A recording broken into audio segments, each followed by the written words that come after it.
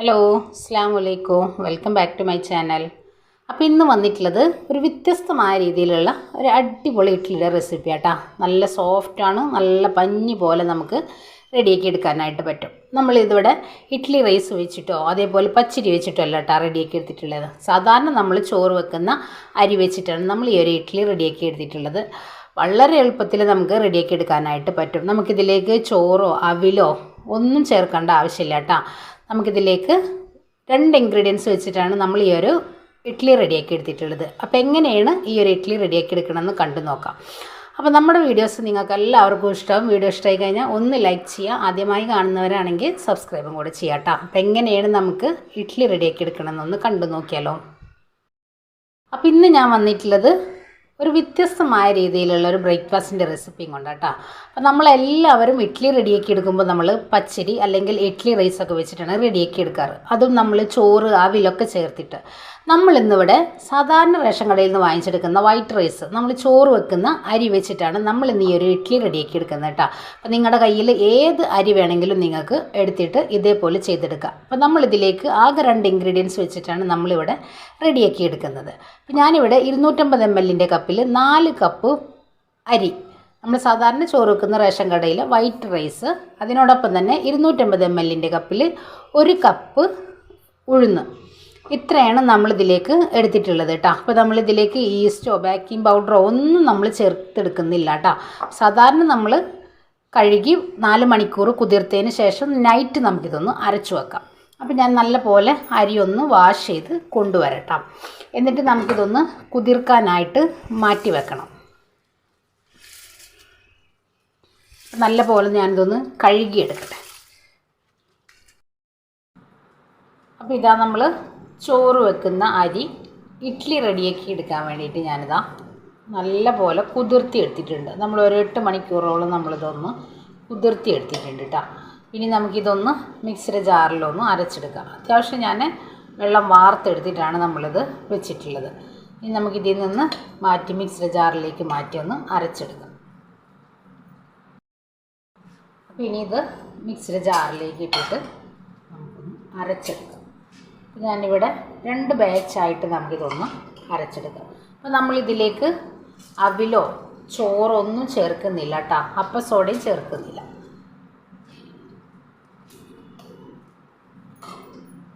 ഇനി ഞാനിതാ ഉഴുന്ന് കുതിർത്തി എടുത്തിട്ടുള്ള വെള്ളം കേട്ടോ. അപ്പം നമ്മളിത് ഇതിലേക്ക് ഒഴിച്ചിട്ട് ഈ ഒരു വെള്ളത്തിൽ വേണം നമ്മളിതൊന്ന് അരച്ചെടുക്കാനായിട്ട്. നല്ല പോലെ പുളിച്ചു പൊന്തും. നമ്മൾ ഉഴുന്ന് വെള്ളത്തിൽ നല്ല പോലെ കഴുകിയിട്ട് നല്ല വെള്ളത്തിൽ വേണം നമ്മളത് കുതിർത്തിയെടുക്കാൻ. ആ വെള്ളം വെച്ചിട്ട് വേണം നമുക്കിതൊന്ന് അരച്ചെടുക്കാൻ വേണ്ടിയിട്ട്. അപ്പോൾ ഇതാ ഞാൻ അരി നമ്മൾ മാറ്റിയെടുത്തിട്ടുണ്ട്. ഇനി ഇതൊന്ന് അരച്ചു കൊണ്ടുവരാം.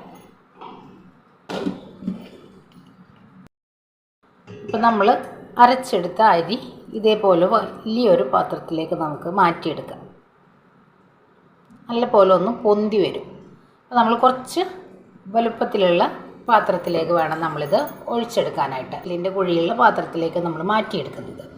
അപ്പോൾ ഇനി നമുക്ക് അടുത്ത ട്രിപ്പും കൂടെ നമ്മുടെ അരി ഒന്ന് അരച്ചെടുക്കാം. ഇത് നമ്മൾ സെക്കൻഡ് ട്രിപ്പും നമ്മളിതിലേക്ക് ജാറിലേക്ക് നമ്മൾ അരിയിട്ട് കൊടുത്തിട്ടുണ്ട്.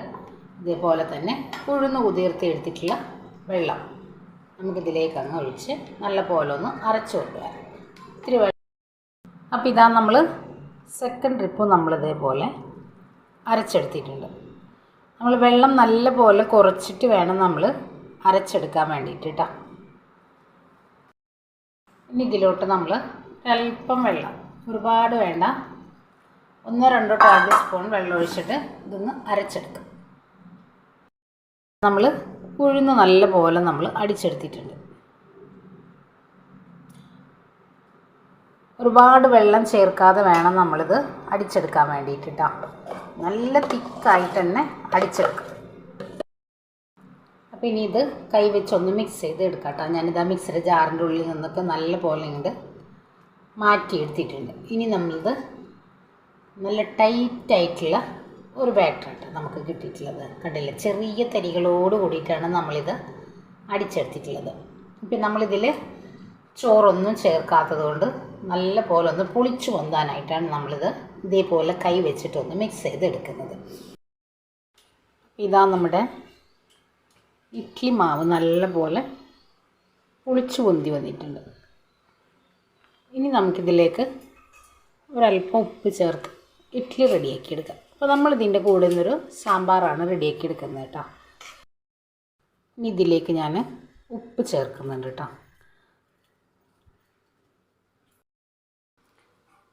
ഇനി ഞാനിതാ ഈ തട്ടിലേക്ക് ഒരല്പം എണ്ണ ഒന്ന് അതേപോലെ ഒന്ന് ബ്രഷ് ചെയ്ത് കൊടുക്കുക.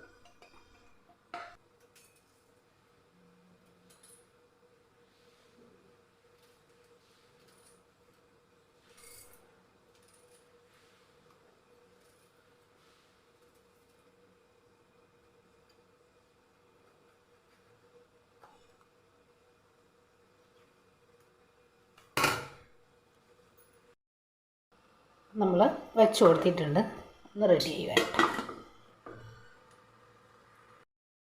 പിന്നെ ഇതാ സാമ്പാർ റെഡിയാക്കി എടുക്കാൻ വേണ്ടിയിട്ട് കുക്കറിലോട്ട് ഞാൻ പരിപ്പ് കഴുകി നല്ല പോലെ ഒന്ന് കുതിർത്തി എടുത്തിട്ട് കുക്കറിലേക്ക് മാറ്റിയെടുത്തിട്ടുണ്ട്. ഞാൻ കുക്കറൊന്ന് അടച്ച് വെച്ച് 2 വിസിൽ പരിപ്പ് നല്ല പോലെ ഒന്ന് വെന്തെടുക്കും. അപ്പോൾ ഇതാ നമ്മുടെ ഇഡ്ഡലി ഇവിടെ റെഡി ആയിട്ടുണ്ട്. നമുക്കിത് എടുത്ത് മാറ്റാം. നല്ല പോലെ ഒന്ന് തണുത്ത് വരണം. അപ്പോൾ സാമ്പാർ റെഡിയാക്കി എടുക്കാൻ വേണ്ടിയിട്ട് ക്യാരറ്റ്, കിഴങ്ങ്, സവോള, തക്കാളി, പച്ചമുളക്, ചെറിയ കഷ്ണം കപ്പ് എടുത്തിട്ടുണ്ട്, 2 വെണ്ടയ്ക്ക, ഇത്രയാണ് നമ്മൾ സാമ്പാറിന് എടുത്തിട്ടുള്ളത്. പിന്നെ നമ്മൾ കുറച്ച് കൊച്ചുള്ളി എടുത്തിട്ടുണ്ട്. അപ്പോൾ നമ്മുടെ ഇഡ്ഡലി നല്ല പോലെ തണുത്ത് വന്നിട്ടുണ്ട്. ഞാൻ ഇതേപോലെ ഒരു സ്പൂൺ ഒന്ന് വെള്ളത്തിലൊന്ന് ഡിപ്പ് ചെയ്ത് ഇതേപോലെ എടുക്കും. കണ്ടില്ലേ, നല്ല സോഫ്റ്റായിട്ടുള്ള ഇഡ്ഡലിയാണ് നമുക്ക് കിട്ടിയിട്ടുള്ളത്. സാധാരണ നമ്മൾ പച്ചരി വെച്ചിട്ട് അല്ലെങ്കിൽ ഇഡ്ഡലി റൈസ് വെച്ചിട്ടൊക്കെ റെഡിയാക്കി എടുക്കുന്ന അതേപോലെ തന്നെ നമുക്ക് ഇഡ്ഡലി കിട്ടിയിട്ടുണ്ട്. കണ്ടല്ലോ, എല്ലാം ഞാനിതൊന്ന് മാറ്റിയെടുക്കാം. ഇതാ നമ്മുടെ പരിപ്പൊക്കെ നല്ല പോലെ വെന്ത് വന്നിട്ടുണ്ട്. ഇനി നമുക്കിതിലേക്ക് ഒരു നെല്ലിക്ക വലുപ്പത്തിലുള്ള പുളി ഞാനൊന്ന് പിഴിഞ്ഞെടുത്തിട്ടുണ്ട്. ഇതാ ഞാൻ സാമ്പാർ പൊടി. അപ്പോൾ ഇതാ 1/2 ടേബിൾ സ്പൂണ് മഞ്ഞൾപ്പൊടി, മുളക് പൊടി, ഒരല്പം മല്ലിപ്പൊടി, ഇത്രയും ചേർത്ത് ഉപ്പും കൂടെ ചേർത്ത് നമുക്കിതൊരു ഒറ്റ വിസിൽ. അപ്പോൾ ഇതാ നമ്മുടെ സാമ്പാറൊക്കെ നമ്മളിവിടെ റെഡിയാക്കി എടുത്തിട്ടുണ്ട്. നമ്മളിതിലേക്ക് 2 ടേബിൾ സ്പൂൺ വെളിച്ചെണ്ണ, കടുക്, അതേപോലെ തന്നെ വറ്റൽമുളക്, 2 തണ്ട് കറിവേപ്പില, മല്ലിയില, ഇത്രയും ചേർത്ത് നമ്മളിതൊന്ന് നല്ല പോലെ ഒന്ന് താളിച്ചെടുത്തിട്ടുണ്ട്. അപ്പോൾ നമ്മുടെ ഇഡ്ഡലിയിലേക്കുള്ള സാമ്പാർ ഇവിടെ റെഡി ആയിട്ടുണ്ട്.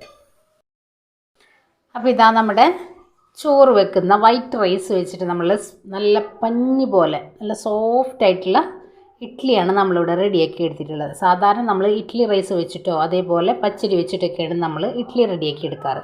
അപ്പോൾ നമ്മളിവിടെ ചോറ് വെക്കുന്ന അരി വെച്ചിട്ടാണ് നമ്മൾ ഈ ഒരു ഇഡ്ഡലി റെഡിയാക്കി എടുത്തിട്ടുള്ളത്. അപ്പോൾ എല്ലാവരും മസ്റ്റായിട്ട് ട്രൈ ചെയ്ത് നോക്കുക, ഫീഡ്ബാക്കും കൂടെ അറിയിക്കുക. അപ്പോൾ ഇൻഷാ അല്ലാഹ് നാളെ മറ്റൊരു വീഡിയോ കാണുന്നവരെ അസ്സലാമു അലൈക്കും.